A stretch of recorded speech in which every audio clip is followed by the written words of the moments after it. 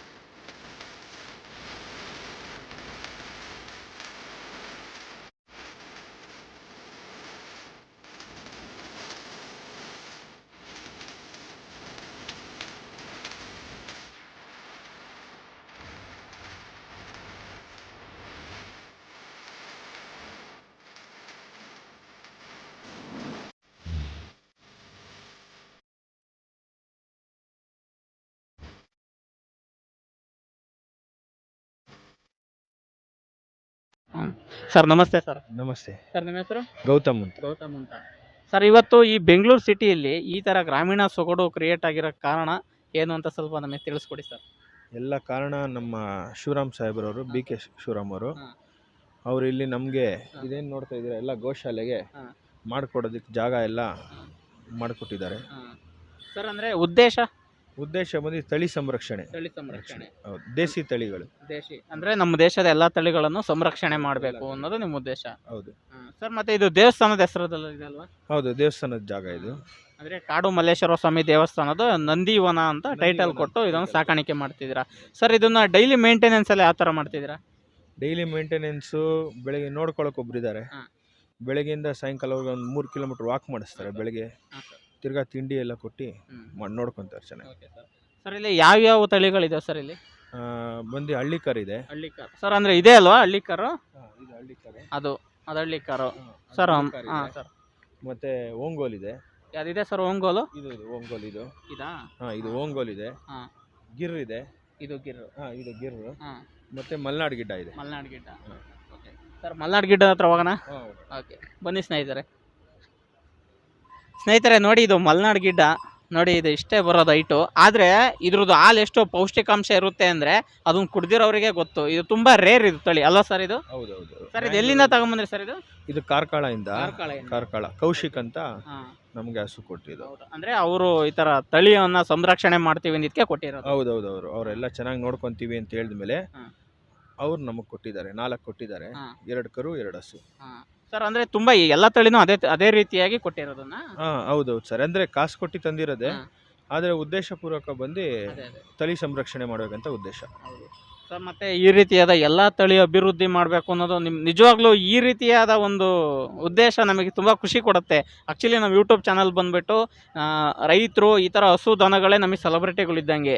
ಇವರುಗಳನ್ನು interview ಮಾಡೋದೇ ನಮ್ಮದು ಉದ್ದೇಶ ಆಗಿತ್ತು. ಬೆಂಗಳೂರಲ್ಲಿ ಇದನ್ನೆಲ್ಲ ನೋಡಿ ನಮಗೆ ನಿಜವಾಗ್ಲೂ ತುಂಬ ಖುಷಿ ಆಯಿತು ಸರ್. ನಿಮ್ಮನ್ನು ಮಾತಾಡಿಸಿದ್ದು ಖುಷಿ ಆಯಿತು ಸರ್. ಇದು ಎಷ್ಟು ವರ್ಷದಿಂದ ಪ್ರಾರಂಭ ಆಗಿದೆ ಸರ್ ಇದು? ಸರ್ ಇವಾಗ 1 ವರ್ಷ ಆಗಿದೆ. 1 ವರ್ಷ ಆಗಿದೆ ಸರ್. 1 ವರ್ಷಕ್ಕೆ ಈ ರೀತಿಯಾಗಿ ಮೇಂಟೈನ್ ಮಾಡಿದ್ದೀರಾ. ಇನ್ನೂ ತುಂಬ ವರ್ಷಗಳಿದೆ. ಆ ವರ್ಷಗಳಲ್ಲಿ ಆ್ಯಕ್ಚುಲಿ ಇದೊಂದು ದೊಡ್ಡ ಗೋ ಸಂರಕ್ಷಣಾ ಕೇಂದ್ರ ಆಗಲಿ ಅಂತ ನಾವು ಯಾವಾಗಲೂ ಹಾರೈಸ್ತೀವಿ ಸರ್. ತುಂಬ ಥ್ಯಾಂಕ್ಸ್ ಸರ್. ಮತ್ತೆ ಜನಗಳಿಗೆ ಏನಾದರೂ ಮಾಹಿತಿ ಹೇಳಕ್ಕೆ ಇಷ್ಟಪಡ್ತೀರಾ? ಅಂದಿವೆ ಬೆಂಗಳೂರಲ್ಲಿ ಬರೋ ಜನಗಳಿಗೆ ಇಲ್ಲಿ ಬಂದು ನೋಡ್ಕೊಂಡು ಹೋಗ್ತಾರ? ದಯವಿಟ್ಟು ಇಲ್ಲಿ ಬಂದಾಗ, ಮಲ್ಲೇಶ್ವರಂ ಬಂದಾಗ ಕಾಡುಮಲ್ಲೇಶ್ವರಂ ದೇವಸ್ಥಾನ ಪಕ್ಕದಲ್ಲೇ ಇದೆ ಇದು. ಬಂದು ನೋಡ್ಕೊಂಡು ನೋಡ್ಕೊಂಡು ಹೋಗಿ ಅಂತ. ಮತ್ತೆ ಇನ್ನೊಂದು ಸ್ನೇಹಿತರೆ, ಈಗ ಜನಗಳು ಬಂದೆ ಇಲ್ಲಿ ವಿಸಿಟ್ ಮಾಡಿದ್ರೆ ದಯವಿಟ್ಟು ಬಾಳೆಹಣ್ಣು ಕೊಡೋದಾಗಿರ್ಬೋದು, ಮತ್ತೆ ಚಪಾತಿ ಹಾಕೋದಾಗಿರ್ಬೋದು, ಈ ರೀತಿಯನ್ನ ಮಾಡಬಾರ್ದು ಅಂತ ಇವ್ರು ಹೇಳ್ತಾರೆ. ಯಾಕಂದ್ರೆ ಇಲ್ಲಿನ ಗೋ ಸಂರಕ್ಷಣಾ ಕೇಂದ್ರದಲ್ಲಿರುವ ದನಗಳು ಜಾಸ್ತಿ ವಾಕ್ ಮಾಡಲ್ಲ, ಅಂದ್ರೆ ನಿತ್ತಿತ್ತವಲೇ ಮೇಯ್ತಲ್ಲ ಸರ್ ಇದು, ನಿತ್ತು ಮೇಯ ಅಂತ ದನಗಳು ಇವು ಹಸುಗಳು. ಇವುಗಳಿಗೆ ಆ ರೀತಿಯಾದ ಫುಡ್ಡು ಡೈಜೆಸ್ಟ್ ಆಗಲ್ಲ ಅಂತ ಇವ್ರು ಹೇಳೋದು. ಅಂದರೆ ಈ ಸೃಷ್ಟಿ ಯಾವ ಥರ ಇದೆ ಅಂದರೆ, ರಾಗಿನ ನಾವು ತಿಂತೀವಿ, ಬಟ್ ರಾಗಿ ಹುಲ್ಲನ್ನು ದನ ತಿನ್ನಬೇಕು.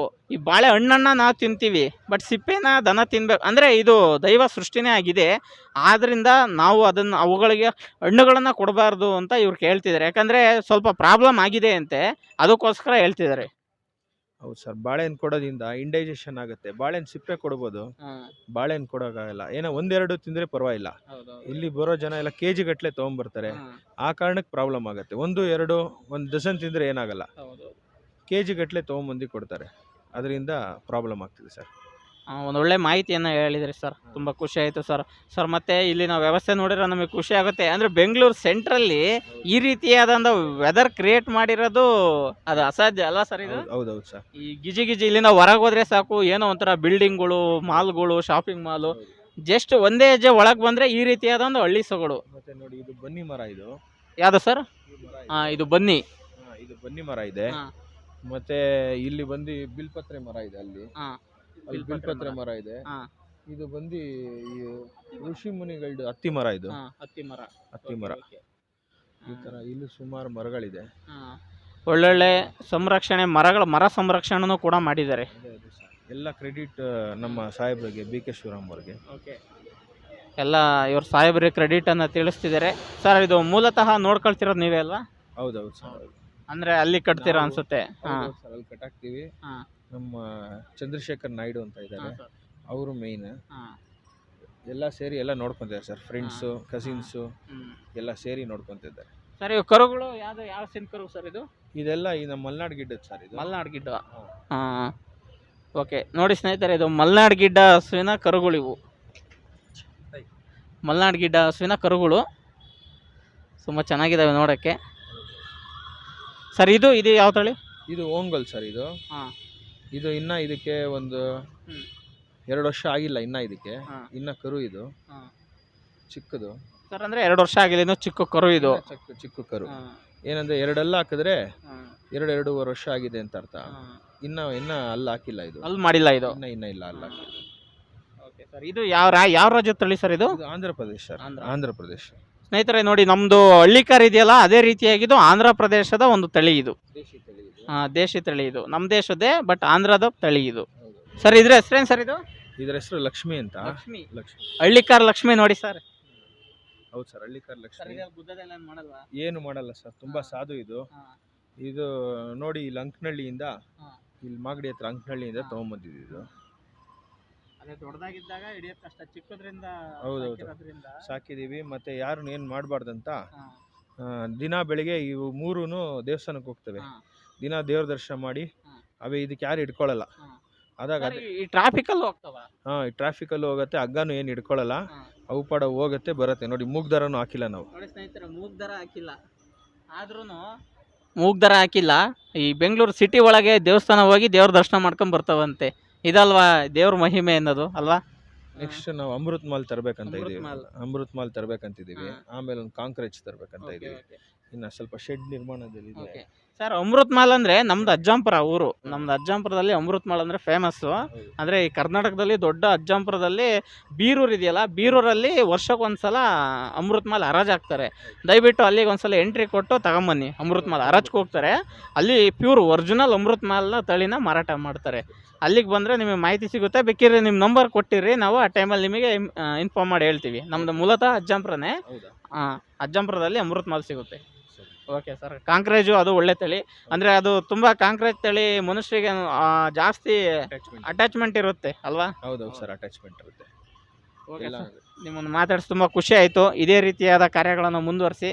ನಮ್ಮ ಚಾನಲಿಂದ ನಿಮಗೆ ಆಲ್ ದ ಬೆಸ್ಟ್ ಹೇಳೋಕ್ಕೆ ಇಷ್ಟಪಡ್ತೀವಿ ಸರ್. ತುಂಬ ಧನ್ಯವಾದಗಳು ಸ್ನೇಹಿತರೆ. ನೋಡಿದ್ರಲ್ಲ, ಈ ಬೆಂಗಳೂರು ನಗರದಲ್ಲಿ ಅನೇಕ ನಮ್ಮ ದೇಶದಿಂದ ಹಿಡಿದು ಹೊರದೇಶದಿಂದ ಹಿಡಿದು ಬಂದು ಜೀವನ ಮಾಡ್ತಿರೋಂಥ ಜನಗಳಿದ್ದಾರೆ. ಅದೇ ರೀತಿಯಾಗಿ ದನಗಳು ಹಸುಗಳು ಇರಬೇಕು ಅಂತೇಳಿ ತಂದು ಸಾಕ್ತಿದ್ದಾರೆ. ಇದು ಕೂಡ ಒಂದು ಒಳ್ಳೆಯ ಉದ್ದೇಶ. ಇದು ಒಂದು ಸಮಾಜದ ಒಳ್ಳೆಯ ಕಾರ್ಯ ಅಂತ ಹೇಳಕ್ಕೆ ಇಷ್ಟಪಡ್ತೀವಿ. ನೀವೇನಾದರೂ ಸಬ್ಸ್ಕ್ರೈಬ್ ಆಗದೆ ಈ ವಿಡಿಯೋ ನೋಡ್ತೀರಾ, ದಯವಿಟ್ಟು ಸಬ್ಸ್ಕ್ರೈಬ್ ಆಗಿ ಸಪೋರ್ಟ್ ಮಾಡಿ.